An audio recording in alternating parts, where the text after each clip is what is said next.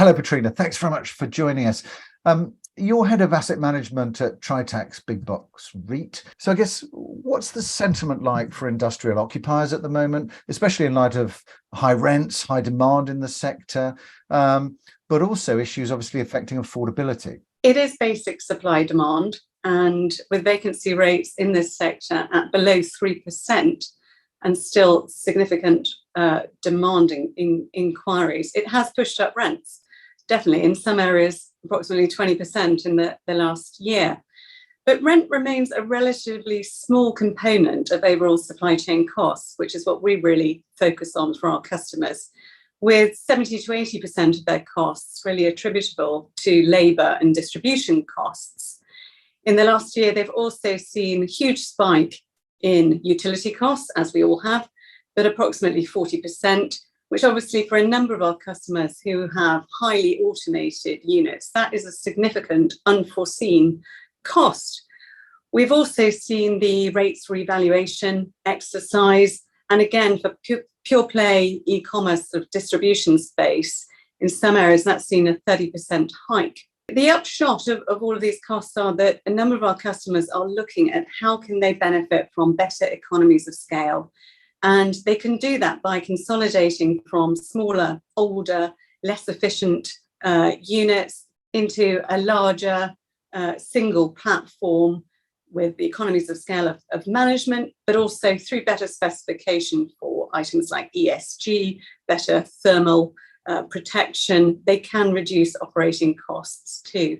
But it gives them more flexibility for their business. Thus, it is a long-term investment, but it does have knock-on financial benefits too. Petrina, obviously you're a landlord there, so how can you use asset management to help occupiers unlock value from their buildings? We like to think of ourselves as strategic in our asset management approach. Standard asset management just relies on lease events like rent reviews and lease expiries to generate a conversation with a customer. We actually like to really partner our customers and bring more lateral thinking to it. So we like to really get to know how our asset fits into their network, fits into their business, whether it's fit for purpose for the future.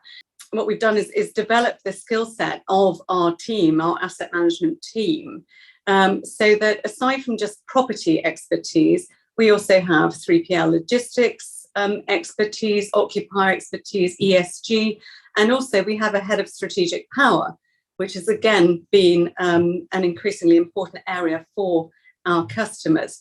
And each of our team members buddies up with somebody within our customer organisation, be it ESG, be it the power procurement, be it the head of logistics, so that we can really get a more holistic view of what is important to our customer.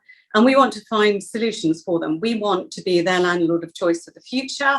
We want our asset to be resilient and fit for purpose for the future. Now, it might be that we can't meet their ideals through our existing unit. Perhaps we've already put in mezzanine floors. We can't extend it, or it's not in the right location for their future network. And there we bring in our development platform.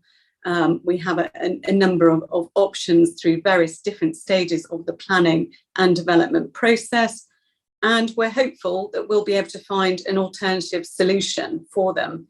The benefit of working with us across this piece is that we can dovetail moving out of one unit or multiple units into a new unit, which might not align exactly with lease events or lease dates. So actually working together and collaboratively, we can find them a solution that's fit for the future and continue that relationship, that important relationship that we've developed. You mentioned a little bit there ESG. So how does this support the ESG agenda? And obviously that's both for you and the occupiers, because you'll both have your own targets to meet there. At Tritax, we're really passionate about ESG. It really is embedded into everything that we do, from acquisition analysis through management approach and practices, and also key criteria when we're considering disposals. We don't shy away from assets which don't meet our ESG criteria.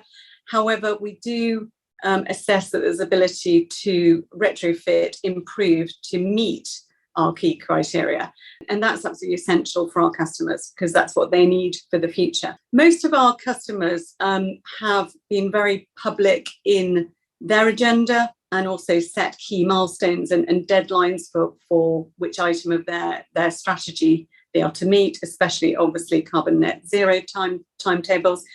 And there is a need to work collaboratively between landlord and tenant to be able to achieve those ideals.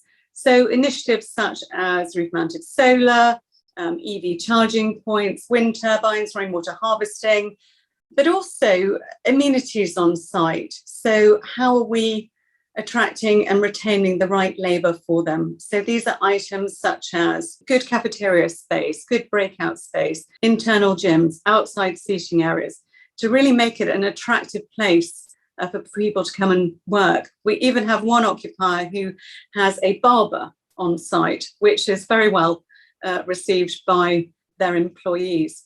And we see that as linking in with the S. We see the sort of labour conundrum really linking in with the S of ESG. And another area that we've developed is a partnership with a wonderful regional charity called School Readers. And they are a regional charity. They put volunteers into primary schools to read with primary school children and to improve literacy. And we have a relationship with them whereby we support and fund volunteers in every county where we own an asset.